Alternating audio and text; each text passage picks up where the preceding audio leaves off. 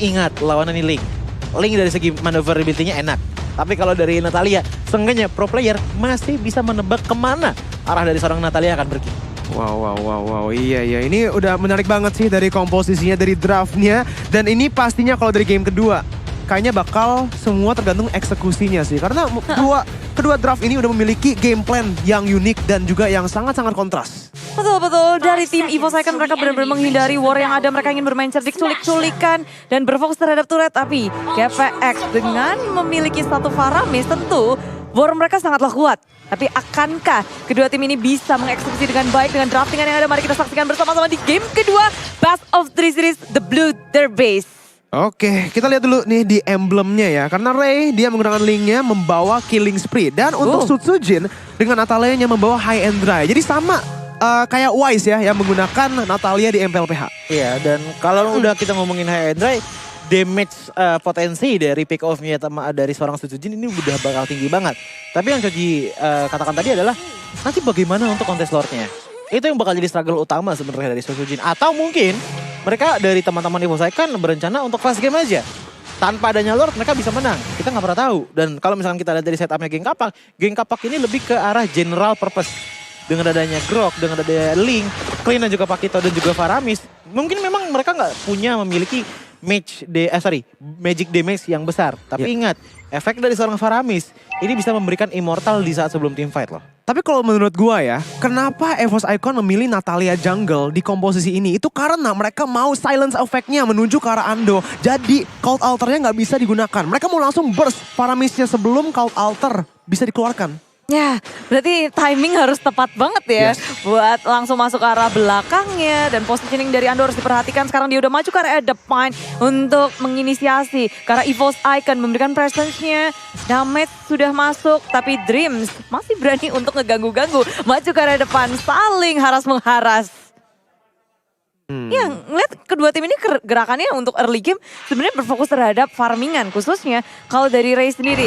Untungnya dari Purple-nya nggak keganggu. Dia masih bisa untuk mengamankan semua buff-nya tanpa adanya gangguan yang berlebihan. Mungkin kita bisa berterima kasih kepada Fredo yang terus-menerus magerin dari arah GPX. Hal yang kontras untuk di teman-teman Geng Kapak dan juga EVOS di game kali ini adalah early game potensial mereka ini jujur dari Geng Kapak jauh lebih besar dibandingkan dengan EVOS.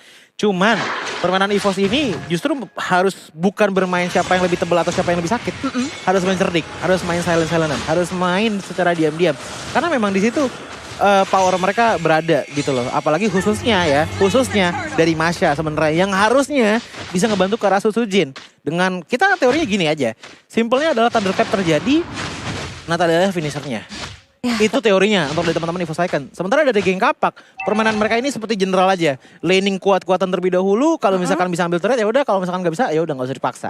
Mundur dulu, Betul. santai-santai aja. Sementara kalau dari EVOS ya cerdik-cerdik kan yang kayak Choji juga udah mention. Pergerakan udah terlihat tapi belum ada poin kill yang berarti karena semuanya membaca dengan sangat baik.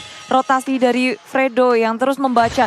Gerak kemanapun EVOS tuh akan ketahuan. Selama ada Fredo di situ, ada tanda pentungnya Natali lewat. Informasi harus terus masuk kepada GPX biar farmingannya juga bisa maksimal. Khususnya untuk Awat dan juga Ray. Iya, tapi sesuai dengan prediksi ya dalam 3 menit pertama ini di mana Sutsujin yang menggunakan Natalia bakal susah banget untuk mengamankan neutral objektif, untuk kontes bahkan neutral objektif. Jadi dengan itu mereka udah lepas aja. GPX mengamankan neutral objektif pertama dan apa yang dilakukan oleh Sutsujin kita farming aja tapi di atas. Kita lihat nih pertukaran yang sangat bagus yang udah dilakukan oleh Watt. Walaupun Brans yang udah bisa mendapatkan sedikit turret shot ke turret goldnya, tapi Sutsujin sekarang berada di dalam posisi yang bahaya. Ray maju ke depan, belum menggunakan Tempest Blaze tapi Cold Altar sudah digunakan oleh Ando dan dia pun melakukan dive terhadap bawah tier 1 dan juga tier 2. Brans berhasil untuk mendapatkan damage lebih dikit lagi ke arah Ando, tapi kedua tim langsung disengage. Iya, EVOS Icon juga sudah membaca mereka nggak akan mau war di saat yang tidak menguntungkan mereka. Dan untuk berhadapan hantem-hanteman otot lawan otot nggak akan bisa dimenangkan oleh EVOS Icon. Tapi dari atas GPX mencoba untuk nge-gas ke area top lane-nya. Brans masih bisa selamat mundur ke area belakang. Tapi nyatanya ada satu damage masuk dari Ando. Sprint sudah dikeluarkan berusaha untuk fight terus-terusan. Sang Wind Claw di pop up tapi tak bisa untuk menghentikan siapapun lagi. Dari tim GPX dan juga EVOS kehilangan 1 untuk 1. Kalau kita lihat berarti dari tadi ya sebenarnya ini Gimana mereka bisa mendapatkan kill ke Brans? Itu karena rotasi mereka yang unggul dari lane pressure yang mereka miliki di arah tengah. Karena Cecilion ini yang juga kena nerf ya di dalam patch ini, dia base damage-nya dikurangin di bad impact-nya. Jadi kalau dari clear, bahkan dari kill pressure early game-nya, jadi lebih susah lagi. Faramis ini yang bisa kontrol gamenya dan temponya ini memiliki keunggulan yang sangat besar dan lagi GPX yang mengamankan neutral objective Turtle yang kedua di dalam game ini dan GPX Ando dan juga Dinasmi pun masuk ke dalam jungle musuh untuk melakukan zoning. Ray masih memiliki retributionnya. Dreams berhasil untuk melakukan damage terhadap Ray untuk memukul dia mundur dan ini mungkin menjadi fight untuk purple buff-nya. Kalau misalkan kita lihat dari segi hero traffic terlebih dulu ya, saya juga baru notice bahwa dari teman-teman EVOS Icon, mereka minim banget sama yang namanya crowd control. Bahkan yang bisa crowd control itu cuman dari satu orang doang, Cloudkun. Sisanya Brans, oke, ada sedikit ministan juga, tapi Emang kayak mereka bener-bener mau menghindari war yang ada. Bener-bener harus dihindarin ini. Karena dari geng kapak, crowd control mereka banyak. Tempo Soblet aja seorang assassin bisa ke knock up. Begitupun juga dengan Grok, begitupun juga dengan Pakito. Seenggaknya dari Faramis bisa narik sedikit. Itu yang bakalan jadi problem banget. Makanya kayaknya sih dari mata Michoji, permainan EVOS ini bakalan lebih ke arah satu ambil satu sampai adanya wipe out. Iya, atau kucing-kucingan ke arah turret. Tapi selain GPX mereka bermain galak terlebih dahulu ke arah top lane lagi dan lagi menjadi sasaran. Ray dalam masalah, tapi tengok aja di situ ada Ando. Tentunya yang bisa menyelamatkan kawan-kawan tanya dan EVOS Icon. Mereka benar-benar fokus terhadap turret, menghindari semua hal yang ada. Gak merespon untuk melakukan fight di area top lane. Natalia. Wow, Susujin dengan Juke ya, yang gak kelihatan tapi di dalam mapnya kalau kalian perhatiin, dia itu menuju ke arah bawah, terus langsung juk ke arah atas ya. Jadi seorang Rinasmi aja dari tadi itu nggak bisa membaca pergerakannya. Ya, dan EVOS benar-benar kayak biarin aja satu turret hilang di arah atas, sedangkan di area mid sama di area bawah berusaha untuk dilakukan push. Tapi GPX terus memaksakan war di arah top lane. Bersatu padu 3 member dari tim GPX memicu peperangan yang ada. Tapi EVOS yang mereka benar-benar gak peduliin. Iya, dan bahkan kalau misalnya kita dari emblemnya, ini damage semua ya dari teman-teman EVOS Icon. Hyendra ditambah lagi dengan weapon mastery dan Cloudkun-nya, ini dia pinter banget ngambil ke arah mystery shop. Jadi kenapa mystery shop? Untuk bisa menumpuk lagi item lebih banyak dengan scaling yang lebih banyak juga. Iya, tapi maju ke area depan pemain dari EVOS Icon sudah dihilangkan 3 member dengan sangat cepat. Tanpa babi bu bebo, 5 member dari GPX membombardir pemain EVOS Icon. Hadir dari belakang, nggak ada jalan keluar untuk EVOS Icon. Dan ini dia menit 7, menit yang paling menyeramkan ketika melawan komposisi team fight yang dimiliki oleh GPX. Karena udah nggak bisa lagi yang tadi mereka coba untuk lakukan. Mereka mau pick off di side lane-nya dengan seorang Natalia. Udah nggak bisa. Menit 7, GPX-nya bakal coba untuk langsung bergabung bersama. Tapi dari atasnya, lihat di sini Natalia sudah loncat ke arah clean. 1 lawan 1. Tapi Wattnya yang masih bisa kabur di dalam situasi 1v1. Dan di arah bawah pun, Masanya dipukul mundur. GPX mendapatkan Turtle yang terakhir di menit yang ke-8 kali ini. Iya, ini fully controlled by GPX sih. Mereka benar-benar megang dari segi laningnya, dari segi objektifnya, bahkan rotasi pun GPX terus bisa mengungguli dari EVOS Icon. Disetir habis, menit ke-8 Edward udah beda 4.000 Cuci. Iya, ini approachment yang benar-benar berbeda banget membuat dari teman-teman EVOS ini punya winning chance yang dimana sangat banget berterms and condition banget. Kalau misalkan mereka bisa main sampai ke arah late game dan mencicil turret satu persatu, oke, winning chance ada di EVOS. Tapi kalau misalkan mereka selalu diinvasi, bahkan kalau misalkan kita lihat dari geng kapak, mereka udah mulai masuk ke arah jungle-jungle teman-teman dari geng kapak dan tidak memberikan Natalianya Faramis sama sekali yang menghasilkan kepada perbedaan satu level dibandingkan antar jungler dari geng kapak dan juga dari EVOS Icon. Bahkan dari arah top lane dan juga mid lane-nya yang tersisa hanya tinggal inhibitor turret saja. Iya, ada Kropos, bahkan Brans yang ada di dalam base aja tuh di depan rumah ya. Berhasil ditangkap oleh tim GPX. Begitu galak maju ke area depan, Dreams dalam bahaya, berusaha untuk melakukan defense. Hanya saja EVOS Icon masih memiliki Cloudkun. Dengan bad impact-nya, dia bisa clearing minion. Ini adalah defense mekanisme yang dimiliki oleh EVOS Icon. Dan maju ke area depan, Susujin ditutup oleh Parir 1 kali 24 jam. GPX membalikan keadaan, tapi EVOS Icon berusaha untuk membalasnya. Dan melihat bahwa Susujin tetap tumbang, di sisi lain ada satu Masya, Psychot, mencari-cari celah untuk mendapatkan satu turret ataupun distraksi untuk tim GPX. Oh my god, Dinasmi yang masih bisa kabur. Tapi lihat di sana Psychot yang menggunakan Thunderclap langsung ditumbangkan oleh seorang Watt. GPX dengan tarik ulurnya dan dengan decision making untuk kapan maju, kapan mundurnya itu. Yang akhirnya berhasil untuk mendapatkan keuntungan yang sangat-sangat besar. Psychos pun yang dari tadi cutting wave-nya, Choji. Ya, Gak ada efek, bisa langsung di-handle oleh GPX. Iya, dan bahkan ini kalau misalkan kita perhitungkan ya secara baik-baik, semakin dikit turret yang ada, itu minusnya bukan seperti biasa. Udah turret hilang, bukan seperti itu aja. Itu berarti bahwa spot ataupun bush-nya seorang Natalia makin kecil loh. Makin gak bisa untuk bersembunyi-sembunyi dan bahkan kita bisa melihat bahwa sedikit sekali jadi masuk ke bush pasti ada orang. Entah itu Grok, entah itu ada linknya. Jadi dia bingung harus masuk ke bush yang mana. Satu-satunya cara untuk seorang Natalia bisa invisible, ya udah cuma menggunakan ultimate-nya aja. Dan gak ada sasaran yang bisa untuk di backstab, gak ada yang bisa Susah. diculik juga. Semuanya punya durability yang sangat tinggi, mungkin awal super sendiri, tapi dia pun pasti ada pelindungnya. Ini itemnya aja ya baru 2 loh yang jadi. Sakitnya udah Sama segitu ya. seorang Natalia dengan ada Blade of Heptasis ditambah lagi dengan Malefic Roar dibandingkan sama seorang Linknya Ray yang menggunakan Windtalker, Endless Battle dan juga dari Berserker Fury. Ini udah gap difference yang sangat-sangat besar banget. Kesenjangan ya. Betul. Memang dari segi itemnya seorang Natalia penetrasi. Mana harus diingat, item defensif juga udah pada ada gitu loh dari teman-teman geng Kapak. Ada Steel Plates, ada Dreadnought Armor. Bahkan kalau misalnya kita lihat ke arah seorang Groknya sendiri aja udah ada Letter Jerkin dan juga Athena Shield. Jadi makin susah lagi untuk seorang Natalia melakukan backstep. Iya, jadi kalau kita lihat dari game 1 itu dominan untuk EVOS Icon ya. Tapi di game 2 ini sekarang so far itu dominan untuk GPX. Bahkan Psychos yang di arah belakang coba untuk melakukan split push bersama juga dengan Susujin di arah bawah. Mereka masih berhasil loh untuk melakukan cut minion. Jadi ini membeli waktu yang sangat-sangat baik. Dan Choji yang barusan yang tadi di draft udah di-mention, high ground defense dari EVOS Icon itu bagus. Jadi mereka masih bisa melakukan clearnya. Tapi Ando majukan belakangnya menggunakan damage dan juga Cloud Altar untuk ngebawa Claw Kun dan juga Branch balik. Dreamset bakal menjadi target di sini, tapi turretnya, base turret diamankan. Sanguine Claws karena 2, Lordnya bakal 1.000 lagi HP-nya dan bakal langsung ditumbangkan. Dan defense yang dilakukan oleh EVOS Icon kali ini bagus-bagus banget dengan Psychos yang roaming. Tapi di sini Bude, Mencoba untuk bermain galak maju ke area depan, berusaha untuk mengejar. Thunderclap sudah di pop up, Fredo Cute menjadi sasaran utama, tapi bukan pilihan yang tepat, terlalu tebal. Dari sisi samping Rinasmi masih bisa bertahan dan GPX berhasil kembali dengan selamat setelah menghancurkan satu base turret milik tim EVOS Icon. Tapi EVOS Icon pun mereka nggak kehilangan siapapun, hanya satu turret di area atas. Iya, dan ini yang harus dilihat ya.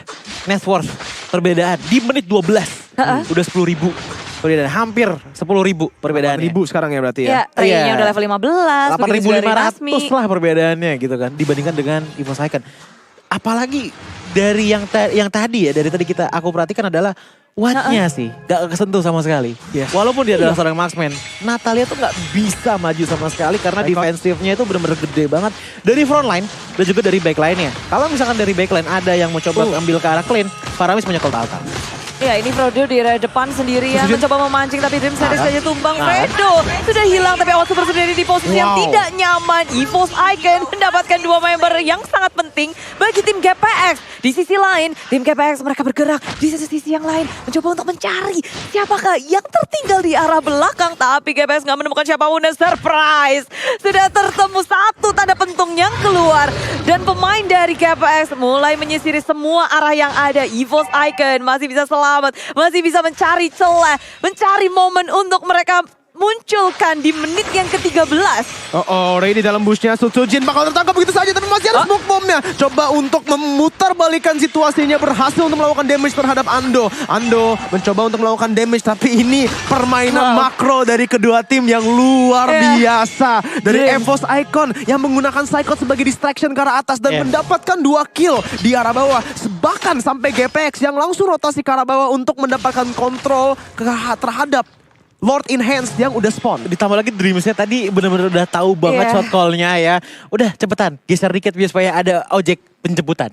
Guiding win. Langsung di guiding win ya kan. Tadi hampir aja bisa numbangin Watt. Tapi dia ngambil guiding win tersebut untuk menjadi asuransi kehidupan dari seorang Susujin. Ya, menyelamatkan kawannya dijemput dengan manis oleh pemain EVOS Icon yang lainnya. Backup yang sangat on point, tapi Psychos di area top lane.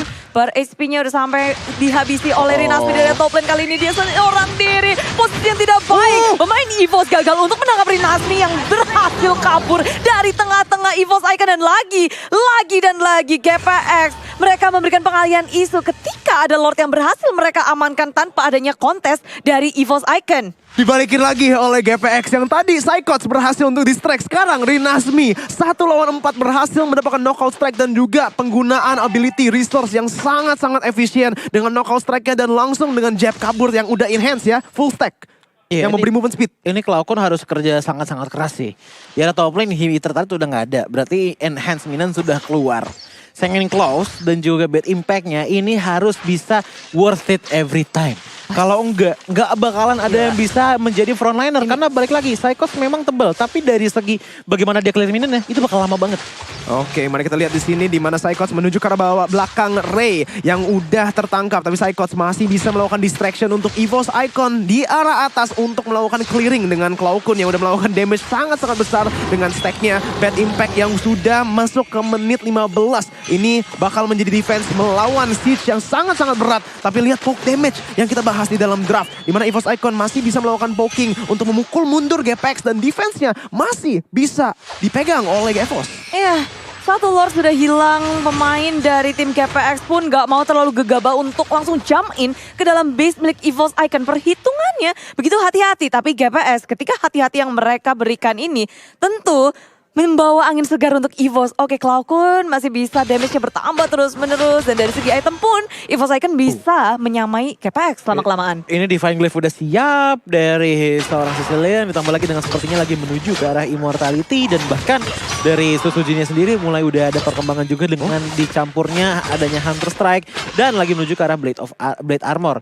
Sementara dari Link-nya sendiri, ini itemnya udah full banget, apalagi ditambahkan dengan adanya anti kuiras yang berarti dari damage seorang Natalia akan bisa dikurangi sampai ke 30% angkanya. Dan juga dari Faramisnya sendiri, damage-nya udah ada, ditambah lagi dengan Vampire Mallet tadi yang baru dijual. Dan ini sepertinya bakalan menjadi permainan momentum kembali. Tapi yang tetap sama untuk teman-teman dari EVOS Icon adalah pick off-nya itulah yang harus menjadi fokus utama dari EVOS Icon. Dan kita harus lihat di sini ya, kenapa GPX kesusahan untuk melakukan end game? Kenapa? Karena mereka hero high ground-nya atau hero yang bisa melakukan damage terhadap turret sebenarnya cuma Watt. Sebenarnya ya oke, Ray bisa bersama juga dengan Ando, tapi dengan frontliner yang dimiliki oleh EVOS, Psychots di sana juga dengan damage yang dikeluarkan oleh Cloudcon, pokingnya, itu nggak bisa loh frontliner, orang yang melee nggak bisa hit turretnya. Yang bisa hit cuman Clean. Dan Clean pun bakal selalu diganggu oleh Psychots. Ini yang membuat GPX kesusahan di arah late game. Dan clearing minionnya juga dari tim EVOS cepet banget adanya Cloudcon. Satu bad impact aja jebret. Hilang semuanya.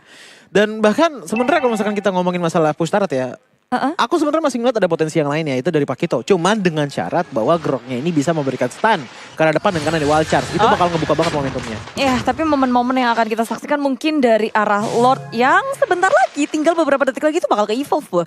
Dari GPX dan juga EVOS udah ngintip-ngintip momen yang gak akan mereka mau miss, khususnya tim EVOS. Ketika mereka harus melakukan defense dengan adanya Lord yang ter-enhance atau ter-evolve ini yang akan didapatkan oleh tim GPX kalau nggak di kontes. Mereka dalam bahaya besar.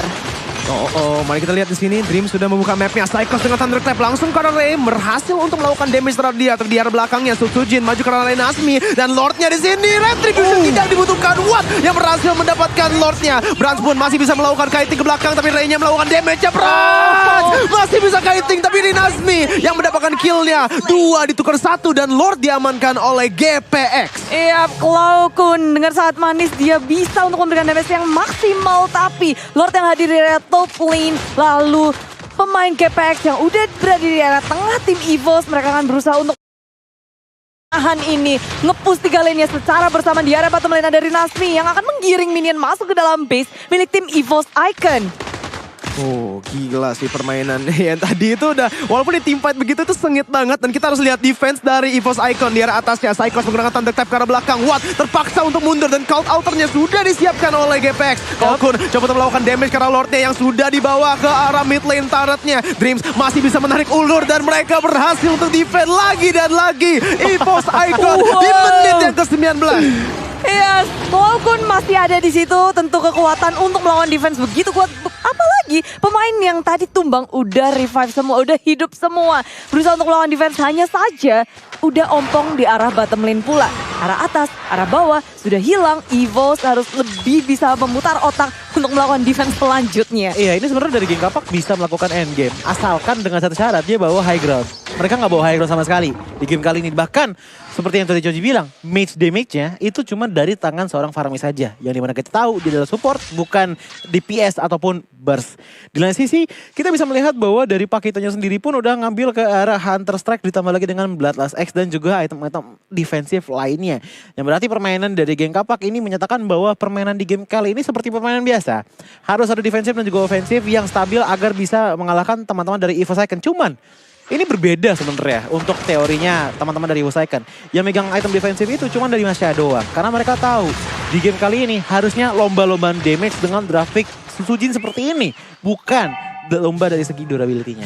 Ya, KPX mungkin akan mencari cara untuk melakukan pick off untuk saat ini. Untuk juga mengontrol semua lane-nya. Karena EVOS Icon mulai bermain sangat ngeret.